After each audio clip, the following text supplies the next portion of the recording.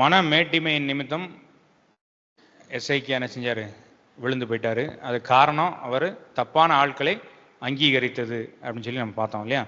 So இப்போ இப்படி மன மேட்டிமை நிமித்தம் விழுந்து போகிறனால அது யாருக்கெல்லாம் பாதிப்பு ஆகும்? இப்போ எனக்கு மேட்டிமை இருக்குது அப்படின்னா நான் அது யாருக்கெல்லாம் அது அந்த பிரச்சனைனால யாருக்கெல்லாம் பாதிப்பு வரும் அப்படின்றத நினைச்சுக்கிறோம் பார்க்க போகிறோம்.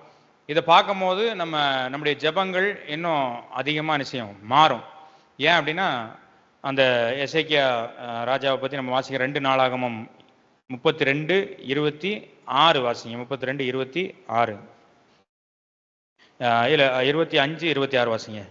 ஆமென். மேட்டிமையானனால ஆண்டவருடைய கோபம் யார் மேலெல்லாம் வந்துச்சான்? அவன் மேலும் யூதாவின் மேலும் எருசலேமில் மேலும் கடும் கோபம் என்ன செஞ்சு வந்தது. ஸோ அப்போ எசேக்கியா யூதாவில் இருக்கவங்களோ இல்லை எருசலேமில் இருக்கவங்களோ அது என்ன செய்யலை, பண்ணலை. பண்ணது யாரு? மனமேட்டிமையானது யாரு? எசேக்கியா ராஜா. அந்த யூதாவையும் எருசலேமையும் ஆண்ட அந்த ராஜா தான் மனமேட்டிமையா இருக்கு. அதனால ஆண்டவருடைய கோபம் அவங்க எல்லாருமேலே என்ன செஞ்சு வந்துச்சு.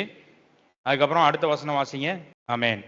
இந்த இடத்துல நம்ம வாசிக்கிறோம் எசேக்கியா என்ன செஞ்சாராம்? எசேக்கியாவின் மன மேட்டிமையின் நிமித்தம் அவனும் எருசலேமின் உள்ள குடிகளும். மனமேட்டிமை யாருக்கு இருக்கு? ராஜாவுக்கு இருக்கு. ஆனா அங்க தாழ்த்தினது யாரு? ராஜா மட்டும் இல்லை, அந்த ராஜாவுடைய தேசத்தில் இருக்கிற எல்லா மக்களும் என்ன செஞ்சாங்க? அதை தாழ்த்தினாங்க. அப்போ தாழ்த்தினால என்ன நடந்துச்சு அப்படின்னா கர்த்தருடைய கடும் கோபம் எசேக்கியாவின் நாட்களிலே அவர்கள் மேல் வரவில்லை. அந்த நாட்களில் வரல, ஆனால் அது கண்டிப்பாக வந்துச்சு. அது எப்போ வந்துச்சுன்றதையும் பார்ப்போம். ஆனால் அங்கே ஒரு நல்ல விஷயம் என்ன நடந்திருக்கு அப்படின்னா அந்த நாட்களில் வர வேண்டிய கோபம் ஆண்டவர் என்ன செய்கிறார்? கொஞ்சம் டைம் கொடுக்குறார். இன்னும் கொஞ்சம் நம்மளுக்கு என்ன செய்கிறார்? டைம் கொடுக்குறார். கொஞ்சம் வெயிட் பண்ணுறாரு. சரி, நான் அந்த கோபத்தை கொஞ்சம் நினைச்சிறேன், வெயிட் பண்ணுறேன். ஆனால் நம்ம ரொம்ப அசால்ட்டாக இருக்கிறோம். ஸோ இனிமே இங்கே நம்ம என்ன பார்க்குறோம் அப்படின்னா எசேக்கியா மட்டும் தாழ்த்தலை, அவன் கூட இருந்தவங்களும் என்ன செஞ்சாங்க? தங்களை தாழ்த்தினார்கள். அப்போ இந்த கடும் கோபம் யூதாவின் மேலும் எருசலேமின் மேலும் வந்தது அப்படின்னு சொல்லி பார்க்கும்போது ஒரு குடும்ப தலைவனுடைய மேட்டிமை அந்த குடும்பத்தில் இருக்க எல்லாத்தையும் அழிச்சிரும். ஒரு சபையின் தலைவருடைய மேட்டிமை அந்த சபையில் இருக்க எல்லாத்தையும் அழிச்சிரும். ஒரு தொழில் அதில் உள்ள முதலாளியோடைய மேட்டிமை அந்த தொழில் எல்லாத்தையும் அழிச்சிரும். ஒரு அரசியல்வாதியோடைய மேட்டிமை அவன் கீழே இருக்கிற எல்லாத்தையும் என்ன செய்யும்? அழிச்சிரும். ஒரு நாட்டின் தலைவருடைய மேட்டிமை அந்த நாட்டை என்ன செய்யும்? அழிச்சிரும். அப்படின்றத நம்ம நினைச்சிரோம் பார்க்குறோம். அப்போ நான் மனமேட்டிமை அடைஞ்சேன் அப்படின்னா அது எனக்கு மட்டும் பாதிப்பு இல்லை. எனக்கு ஆண்டவர் யார் மேலெல்லாம் ஆளுகை கொடுத்துருக்கிறாரோ அவர்கள் எல்லாத்தையும் என்ன செய்யும்? அழித்து போட்டுரும். அவங்க எல்லார் மேலேயும் ஆண்டவருடைய கோபம் வரும்ன்றதை நம்ம நினைச்சக்கூடாது, மறந்துடக்கூடாது. நம்ம செய்கிற பாவம்லாம் நிறைய நேரம் என்ன செய்வோம் அப்படின்னா நம்ம தானே பண்ணுறோம், யாருக்கும் தெரியாதில்ல அப்படின்னு சொல்லி நினைக்கிறோம். ஆனால் நம்ம பண்ணுற எல்லா பாவத்தும் நம்மளுக்கும் நம்ம பிள்ளைங்களுக்கும், முதலாவது நம்மளுக்கும் நம்ம பிள்ளைங்களுக்கும் கண்டிப்பாக நிச்சயம் வரும் இல்லையா? அதான் அந்த ரெபேக்காக்கா அன்னைக்கு சொல்லும் போது சொன்னாங்க, நீங்கள் பிள்ளைங்களுக்கு காசு சேர்த்து வைக்கிறீங்களோ இல்லையோ பாவத்தை என்ன செஞ்சுறாங்க? சேர்த்து வச்சுறாங்க. நீங்கள் 1 பைசா சேர்த்து வைக்கலான்னாலும் பரவாயில்ல, நீங்கள் எல்லாத்தையும் நீங்களே சாப்பிட்டு முடிச்சிருங்க, ஒன்றும் பிரச்சனை இல்லை. ஆனால் தயவு செஞ்சு பாவத்தை மட்டும் என்ன செய்யாதீங்க? சேர்த்து வைக்காதீங்க. ஏன்னா நீங்கள் பண்ணுற பாவம் எல்லாம் உங்கள் தலைமுறை, உங்கள் பிள்ளைகளையும் பிள்ளைகளுடைய பிள்ளைகளையும் என்ன செய்யும்? நிச்சயமாக அஃபெக்ட் பண்ணும். கண்டிப்பாக அதில் அவங்களுக்கு கஷ்டங்கள் வரும். உங்கள் பாவத்தின் நிமித்தம் உங்கள் பிள்ளைங்க கண்டிப்பாக கஷ்டப்படுவாங்க. அதில் மாற்றமே கிடையாது. நீங்கள் ரகசிய பாவம் பண்ணுறீங்களோ இல்லை யாருக்கும் தெரியாமல் பாவம் பண்ணுறீங்களோ இல்லை துணிகரம் பாவம் பண்ணுறீங்களோ என்ன பண்ணாலும் உங்களுக்கும் உங்கள் பிள்ளைங்களுக்கும் உங்கள் பாவத்தின் நிமித்தம் நிச்சயமாக என்ன செய்யும்? அதோடைய விளைவுகளை அவங்க அனுபவிச்சு தான் ஆகணும். அதனால தயவு செஞ்சு நீங்கள் என்ன செய்யாதீங்க? உங்கள் பிள்ளைங்களுக்கு பாவத்தை சேர்த்து வச்சுட்டு போகாதீங்க அப்படின்னு சொல்லி அந்த அக்கா சொன்னாங்க இல்லையா? அதை தான் இங்கேயும் நம்ம பார்க்குறோம். எசேக்கியாவுடைய மன மேட்டிமை நிமித்தம் இப்படி என்ன செஞ்சு அவருக்கு மட்டும் பிரச்சனை இல்லை, அவர் கூட இருந்த எல்லாருக்குமே பிரச்சனை.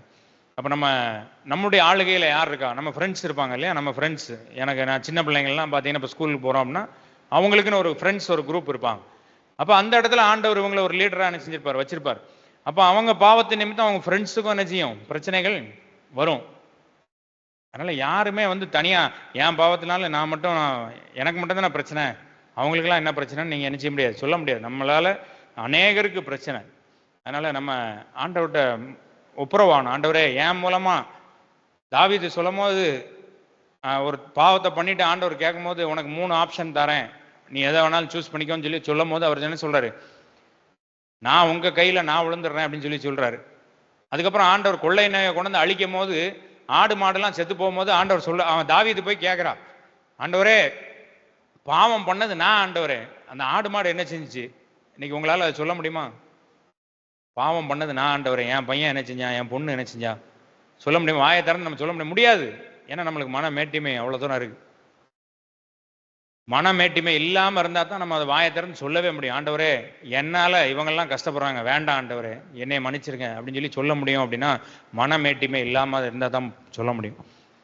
எவ்வளவு தூரம் நம்மளை தாழ்த்துக்கிறோமோ அவ்வளவு தூரம் தான் நம்ம இந்த மாதிரி சொல்ல முடியுமே தவிர, இல்லைன்னா இந்த வார்த்தைகள் நம்ம வாயிலிருந்து என்ன செய்யாது, அவ்வளோ ஈஸியா வராது. நம்மளுக்கு எல்லாம் தெரியும், நம்ம பாவத்தினால தான் நம்ம பிள்ளைங்கள்லாம் கஷ்டப்படுறாங்கன்னு தெரிஞ்சாலும் நம்ம பாவத்தை விட்டு ஓய்ந்திருக்க மாட்டோம்.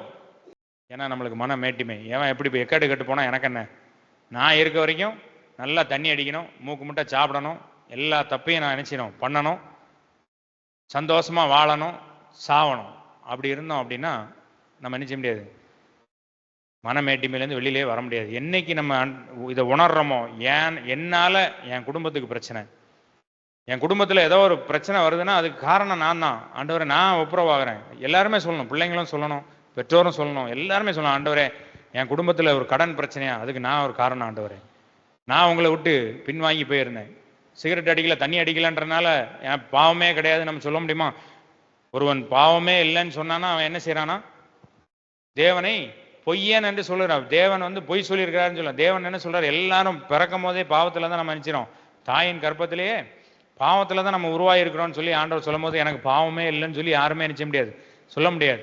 அப்ப நானும் ஒரு காரணம், என்ன எனக்கு தெரியாம வேணா இருக்கலாம், நான் என்ன தப்பு பண்ணேன்னு எனக்கு தெரியாம இருக்கலாம். அப்ப ஆண்டவர்கிட்ட கேட்கணும், ஆண்டவரே என்னுடைய மன மேட்டிமையே எடுத்து போடுங்க, என் மூலமா இத்தனை பேர் கஷ்டப்படுறாங்களே, நான் கடன் வாங்குறனால எனக்கு மட்டும் அந்த பிரச்சனை இல்லை, குடும்பத்துக்கே அது ஒரு சாபக்கேடு. ஏன்னா ஆண்டவர் சொல்லும்போது நீயோ கடன் வாங்காது இருப்பாயின்னு சொல்றாரு. ஆனா நான் போய் என்ன செய்றேன், திருப்பி திருப்பி போய் கடன் வாங்கிட்டே இருக்கிறேன். என்னைக்கு என்னால் நிப்பாட்ட முடியுதா கடன் வாங்குறத?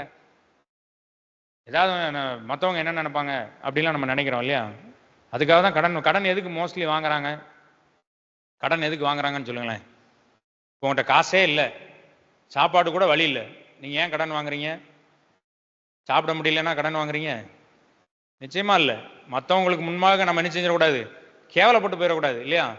சோத்துக்கே வழி இல்லாமல் இருக்கான்னு யாரும் சொல்லிடக்கூடாதுன்றதுக்காக தான் கடன் வாங்குறமே தவிர மற்றபடி நம்ம சாப்பாட்டுக்காக நம்ம என்ன செய்யல, கடன் வாங்கலை. அதனால தான் ஆண்டவர் சொல்ல, உன்னுடைய உள்ளந்திரியங்களையும் நான் ஆராய்ந்து வைத்திருக்கேன், நீ வெளியில வேணா சொல்லலாம், சாப்பாட்டுக்கே வழி இல்லை, அதெல்லாம் ஒன்றும் கிடையாது. ரேஷனில் போனோன்னா அரிசி என்ன செய்யறாங்க, 10 கிலோ தராங்க, பொங்கி என்ன செய்யலாம், சாப்பிடலாம். அதனால சாப்பாட்டுக்கே வழி இல்லை, அதனால கடன் வாங்க இல்லை. சாப்பாட்டுக்கெல்லாம் வழி இருக்கு. உன்னுடைய இருதயத்தின் மேட்டிமை, நீ மற்றவங்களுக்கு முன்னால நான் எப்படி இருக்கணும்னு சொல்லி நீங்க நினைக்கிறீங்க, அதனால தான் நீங்க கடன் வாங்குறீங்க. ஆண்டவர் என் கூட இருக்கிற நடுத்தெருவில் நான் போனாலும் ஆண்டவர் நான் நம்பி இருப்பேன்னு சொல்லி சொல்ல முடியுமா? தாழ்மை இருந்ததுன்னா நம்ம சொல்லலாம். சாப்பாட்டுக்கே வழி இல்லைனாலும் பரவாயில்ல, 2-3 நாள் பட்னியா இருந்தாலும் பரவாயில்ல, ஏன் 3 நாள் ஃபாஸ்டிங்கா நினைச்சிட்டு ஜோம் பண்ண வேண்டியதானே? எத்தனை பேர் அப்படி பட்னியா இருந்து ஆண்டவர் கை விட்டாரு? சாரி பாத் விதவை பட்னியா இருக்கும்போது ஆண்டவர் ஆள் அனுப்பிச்சு போஷிக்கலையா? எலியா ஒரு பஞ்சத்துல இருக்கும்போது ஆண்டவர் காகத்தை அனுப்பி போஷிக்கலையா? சாப்பாட்டுக்கு வழி இல்லைனாலும் பரவாயில்ல, ஏன்னா இயேசு என்ன சொல்லியிருக்கார், மனுஷன் அப்பத்தினாலே மாத்திரமல்ல தேவனுடைய வாயிலிருந்து புறப்படுகிற ஒவ்வொரு வார்த்தையினாலும் பிழைப்பான். தானியேல் அதுக்கு உதாரணம். நல்ல கறியும் சோறும் சாப்பிட்டவங்க தான் நல்ல புஷ்டியா இருக்க முடியும்னு சொல்லி சொன்னாங்க. வேண்டாம், எனக்கு ஆண்டவர் போதும், நான் வெறும் காய்கறியே சாப்பிட்றேன். மனுஷன் அப்பத்தினால மாத்திரமல்ல தேவனுடைய வாயிலிருந்து புறப்படுகிற ஒவ்வொரு வார்த்தையினாலும் பிழைப்பான். நான் அவரை தினந்தோறும் நான் 3 நேரம் தேடுவேன், நான் காய்கறியை மட்டும் சாப்பிடுவேன், நீ எப்படி இருக்கேன்றதை பாரு அப்படின்னாரு. அவர் எப்படி இருந்தாரு, ஒல்லி ஆயிட்டாரா? மாம்சம் சாப்பிட்டவங்களோட ரொம்ப அழகா என்ன செஞ்சாரு, வந்தாரு. அதனால இதெல்லாம் நீங்க சொல்றதெல்லாம் சும்மா ஒரு பொய், நீங்க சொல்ற காரணங்கள்லாம் பொய். நீங்க உங்க இருதயத்துல என்ன இருக்குன்னு எனக்கு தெரியாம இருக்கலாம், இல்ல உங்களுக்கு நீங்க சொல்ற ஆட்களுக்கு தெரியாம இருக்கலாம், ஆனா ஆண்டவருக்கு தெரியும் உங்க இருதயத்துல என்ன இருக்குன்ட்டு. உங்க இருதயத்துல மேட்டிமை இருக்கு, உங்க இருதயத்துல தாழ்மை இல்லை, மேட்டிமையான எண்ணத்தோடு நீங்க உட்கார்ந்துருக்கிறீங்க. ஆண்டவருக்கு தெரியும் உங்களுடைய மேட்டிமை, அவர் பார்த்துட்டு இருக்கிறார் உங்க இருதயத்தின் பொக்கிஷம் என்ன அப்படின்னு சொல்லிட்டு. இதனால உங்களுக்கு மட்டும் பாதிப்பு இல்லை, உங்க குடும்பத்துக்கே பாதிப்பு. நீங்க தாழ்த்துங்க, உங்களை நீங்களே தாழ்த்தும் போது நிச்சயமாய் ஆண்டவருடைய கோபம் என்ன செய்யுது, நிச்சயமாய் மாறுகிறது. நீங்க எவ்வளவு பெரிய தப்பு பண்ணாலும் மன்னிக்க முடியாத குற்றம் யாருமே செய்யல, இயேசுவால மன்னிக்க முடியாத பாவத்தையும் யாரும் செய்யல, இயேசுவால மன்னிக்க முடியாத குற்றத்தையும் யாரும் செய்யல. எல்லாத்தையுமே ஆண்டவர்கிட்ட கேட்கலாம், ஆண்டவரே மன்னிங்க ஆண்டவரே. ஆனா நம்ம பண்ண எல்லா பாவத்துக்கும் ஒரு கான்சிக்வன்ஸ் என்ன செய்யுது உண்டு. அதை கொஞ்சம் தண்டனையை நம்ம என்ன செய்யலாம், ஆண்டவரே என்னை மட்டாய் தண்டிங்கன்னு சொல்லி சொல்லலாம். ஆண்டவரே என்னை கொஞ்சமா என்ன செய்யுங்க, அடிங்க. ஆண்டவர் அடிக்காம விட மாட்டார். நீங்க பண்ற எல்லா சேட்டைக்கும் ஆண்டவர் என்ன செய்ய மாட்டார், அடிக்காம விட மாட்டார். உங்க பாவத்தெல்லாம் மன்னிச்சிருவார், உங்களை பரலோகத்துக்கு கூட்டு போயிடுவார். அதுல எந்த ஒரு சந்தேகமும் இல்லை. ஆனா நீங்க பண்ற ஒவ்வொரு சேட்டைக்கும் ஆண்டவர் அடிப்பார்.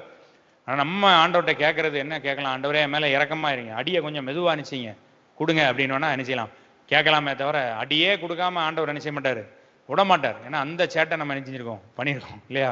அதனால ஆண்டவர்கிட்ட கேட்போம், ஆண்டவரே எனக்கு அடி கொடுங்க. அடிக்கும் போது காயம் வந்துச்சுன்னா காயத்தை ஆண்டவர் நினைச்சுவார், கட்டுவார். அடிக்கும் போது கால் கை உடஞ்சிருச்சுன்னா மறுபடியும் ஆண்டவர் நம்மளுக்கு கால் கை கொடுப்பாரு. ஆனா உடைச்சிட்டு தான் நினைச்சுவார் கொடுப்பாரு, உடைக்காம நினைச்ச மாட்டாரு, கொடுக்க மாட்டார். அதனால கால் உடஞ்சிச்சேன்னு கவலைப்படாதீங்க, கை உடஞ்சிச்சேன்னு கவலைப்படாதீங்க, ஆண்டவர் மறுபடியும் கையும் காலையும் அனுப்பிச்சுவார், கொடுப்பார். ஆனா நம்முடைய இருதயத்தை ஆண்டவருக்கு நேரம் அனுப்பிச்சணும், தாழ்த்தணும். இருந்த இடத்துல கண்களை மூடி நம்ம ஜெபம் பண்ணுவோமா? ஆண்டவரே நான் உங்களுடைய சத்தியத்தின்படி நான் இதை உணர்ந்து கொள்கிறேன். நான் பண்ற பாவம் மாம்ச இச்சையினால நான் பண்ணக்கூடிய பாவம். என்னுடைய தேவைகளுக்காக, என்னுடைய வெளிப்புற தோற்றங்களுக்காக, மற்றவர்களை பிரியப்படுத்துவதற்காக, மற்றவங்களுக்கு முன்பாக நான் பெரிய ஆள்னு காமிக்கிறதுக்காக நான் செய்யக்கூடிய பாவங்கள். இதனால எனக்கு மட்டும் பிரச்சனை இல்லை ஆண்டவரே, என்னுடைய கூட இருக்கிறவங்க, குடும்பம், என் ஃப்ரெண்ட்ஸு, ஆண்டவரே என் கூட வேலை பார்க்குறவங்க, ஊழியம் செய்கிறவங்க, பொறுப்பாளர்களாக இருக்கிறேன் அப்படின்னா பொறுப்பாளர்களாக இருக்கிற கூட இருக்கிற பொறுப்பாளர்கள், நீங்கள் எந்த குரூப்பில் பைபிள் ஸ்டடியோ இல்லை உறுப்பினர் குழுவோ எதுவாக இருந்தாலும் அந்த குழுவில் இருக்க எல்லாருக்கும் உங்கள் பாவத்தினால ஒரு பெரிய போராட்டம் உண்டு. இன்னைக்கு சொல்ல முடியுமா ஆண்டவர்கிட்ட, ஆண்டவரே இந்த உண்மை தெரிஞ்சதுக்கு அப்புறமும் நான் தப்பு செய்யக்கூடாது ஆண்டவரே, என்னால் பலரும் கஷ்டப்படுறாங்க, வேண்டாம் ஆண்டவரே, இந்த பாவத்தை எடுத்து போடுங்க, இந்த மாம்ச இச்சைகளெல்லாம் எடுத்து போடுங்க ஆண்டவரே. இப்படி ஏன் என்னுடைய இச்சைகளை என்னுடைய ஆசைகளை நிறைவேற்றுறதுனால நிறைய பேர் கஷ்டப்படுறாங்க அப்படின்னா வேண்டாம், நான் கஷ்டப்பட்டுட்டு இச்சைகளையும் ஆசைகளையும் சிலுவையில எடுத்து அடிச்சு போடுறேன் ஆண்டவரே. என்னுடைய மாம்ச இச்சைகளை, மாம்சத்துக்குரிய காரியங்களையும் சிலுவையில எடுத்து அடிச்சு போடுறேன் ஆண்டவரே. எனக்கு எந்த ஒரு ஆசைகளும் எந்த ஒரு காரியமும் எனக்கு வேண்டாம். அது செய்யறனால மற்றவங்களுக்கு பிரச்சனை அப்படின்னா எனக்கு வேண்டாம் ஆண்டவரே. என் பிள்ளைகளுக்கு அது பிரச்சனை, என் சந்ததிக்கு அது பிரச்சனைனா அது வேண்டாம். நம்முடைய கோபம் எல்லார் மேலேயும் வரும்னா அது வேண்டாம் ஆண்டவரே. இவ்வளவு பாவம் பண்றதுனால நான் மட்டும் தண்டிக்கப்படுவேன்னு சொல்லி இவ்வளவு நாள் நான் நினைச்சிருக்கலாம். ஆனா அது உண்மை இல்லை, அது உண்மை இல்லை. என்னுடைய பாவங்களும் தேவனுக்கு விரோதமாக நான் செய்யக்கூடிய காரியங்களும் தேவனுக்கு பிரியமில்லாத காரியங்களை நான் செய்யும் பொழுது அது எனக்கு மாத்திரமல்ல, என்னை சார்ந்த எல்லாருக்கும் அது ஒரு பிரச்சனை. தேவனுடைய கோபாக்கினைக்கு எல்லாரும் ஆளாகிறாங்க.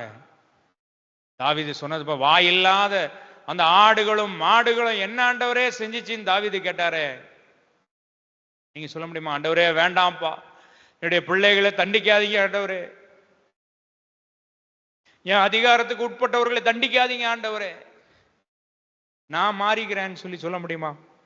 ஆண்டவரே என்னுடைய இருதயத்தை உமக்கு நேராய் நான் சரி பண்றேன், என்னால வேற யாருக்கும் பிரச்சனை வர வேண்டாம், என்னால யாருக்கும் ஆண்டவரை கஷ்டப்பட வேண்டாம் ஆண்டவரே, என் இருதயத்தை இப்படி நேராய் சரி பண்றேன் ஆண்டவரே, நேராக்குறேன், உமக்கு பிரியமில்லாத காரியங்களை நான் விட்டு விடுகிறேன் ஆண்டவரே. எனக்கு சாப்பாட்டுக்கே வழி இல்லைனாலும் பரவாயில்ல, எனக்கு துணி போடுறது கூட இல்லைனாலும் பரவாயில்ல, உம்முடைய வசனத்தை நான் உறுதியாய் பற்றி கொள்கிறேன். உண்மை உறுதியாய் பற்றி கொண்டிருக்கிற மனதை உடையவன், உண்மையே நம்பி இருக்கிறபடினால் அவனை பூரண சமாதானத்தை காத்துக்கொள்வேன்னு சொல்லியிருக்கிறீங்களே. எதை உடுப்போம் எதை உண்போம்னு சொல்லி கவலைப்படாதீங்கன்னு சொல்லி சொன்னீங்களே, அந்த வார்த்தையின்படி நான் கவலைப்படாம இருக்கேன் ஆண்டவரே. உங்களுக்கு பிரியமில்லாத தொழில்கள் எனக்கு வேண்டாம், உங்களுக்கு பிரியமில்லாத வேலை எனக்கு வேண்டாம் ஆண்டவரே, உங்களுக்கு பிரியமில்லாத பேச்சுகள் எனக்கு வேண்டாம், மற்றவர்களை குறித்து கேலி கிண்டலோ மற்றவர்களை குறித்து ஆண்டவரே தேவையில்லாத காரியங்களை நான் கேட்கிறதோ வேண்டாம் ஆண்டவரே. என்னுடைய மன மேட்டிமையெல்லாம் உடைத்து போடுங்க. இன்னும் மனசு மேட்டிமையா இருக்கிறனால தான் எனக்கு நிறைய காரியங்களே வேண்டான்னு சொல்லி பாவத்திலிருந்து வெளியில வர முடியாம நான் இருக்கிறேன். தேவனுக்கு பிரியமில்லாத காரியங்களே விட்டு வெளியில வராம இருக்கிறது காரணம் மன மேட்டிமை. இதெல்லாம் உடைச்சு போடுங்க ஆண்டவரே. என்னுடைய கல்லான இருதயத்தை சதையாக்குங்கன்னு சொல்லி நீங்க கேளுங்க ஆண்டவரே. என்னுடைய கல்லான இருதயத்தை உடைத்து போடுங்க ஆண்டவரே. நான் பெர்மிஷன் கொடுக்குறேன், என்னுடைய இருதயத்தை நீங்க உடைச்சு போடுறதுக்கு நான் கொடுக்குறேன் ஆண்டவரே. உடைச்சு போடுங்கப்பா, உடைச்சு போடுங்க ஆண்டவரே. வேண்டாம், இந்த கல்லான இருதயம் எனக்கு வேண்டாம். இந்த கல்லான இருதயத்தினால என் குடும்பமே வம்பாக போகுதுன்னா எனக்கு வேண்டாம் ஆண்டவரே. ஆண்டவரே என்னை உடைச்சு போடுங்க, உடைச்சு போடுங்க, உடைச்சு போடுங்க ஆண்டவரே. வேண்டாம் ஆண்டவரே, என்னோட பெருமையான எண்ணங்கள் வேண்டாம், பெருமையான சிந்தனைகள் எனக்கு வேண்டாம், பாவம் வேண்டாம், இச்சை வேண்டாம். தாவீதை போல நான் இருக்கணும் ஆண்டவரே, நம்முடைய இருதயத்துக்கு ஏற்ற ஒரு மகளாய் நான் இருக்கணும்னு சொல்லி ஆண்டவரத்துல ஒப்பு கொடுப்போம். ஆண்டவரே, தாவீதை போல நம்முடைய இருதயத்துக்கு ஏற்ற ஒரு மகனாய், ஒரு இருதயத்துக்கு ஏற்ற ஒரு மகளாய் நான் மாறணும் ஆண்டவரே. ஆபிரகாமை குறித்து நீங்க சொல்லும் போது நீங்க சொன்னீங்களே, அவனுடைய பிள்ளைகளுக்கும் சந்ததிக்கும் தேவனுடைய கற்பனைகளை குறித்து சொல்லுவான்னு சொன்னீங்களே. தாவீதை பத்தி சொல்லும் போது என்னுடைய சித்தத்தின்படி எல்லாம் செய்வான்னு சொன்னீங்களே ஆண்டவரே. அதே போல நீங்க என்னையும் நம்பிக்கையோட சொல்லணும் அப்பா. நம்பிக்கையோட என்னை பத்தி நீங்க சொல்லணும். உங்களுடைய சித்தத்தையே நான் செய்வேன்னு சொல்லி நீங்களே சாட்சி கொடுக்கணும் ஆண்டவரே. அந்த அளவுக்கு என்னுடைய இருதயத்தையும் என்னுடைய சிந்தையை நீங்க மாத்துங்க அப்பா. மேட்டிமைகளெல்லாம் எடுத்து போடுங்க, உடைச்சு போடுங்க. கல்லான இருதயத்தெல்லாம் உடைச்சு போடுங்க ஆண்டவரே. சென்சிட்டிவான ஒரு இருதயத்தை கொடுங்க ஆண்டவரே. சென்சிட்டிவான ஒரு இருதயத்தை கொடுங்க. உணர்ச்சி உள்ள ஒரு இருதயத்தை கொடுங்க. நான் தவறு செய்யும் பொழுது உடனே எனக்கு தெரியணும், இது தேவனுக்கு பிரியமில்லாத காரியம், அதை நான் செய்யக்கூடாதுன்னு உடனே எனக்கு தெரியணும். தேவனுக்கு பிரியமில்லாத எந்த ஒரு காரியத்தையும் என் வாழ்க்கையில நான் அனுமதிக்க கூடாதப்பா. அப்படி செய்கிறதற்காய் நன்றி ஆண்டவரே. நன்றி நன்றி நன்றி.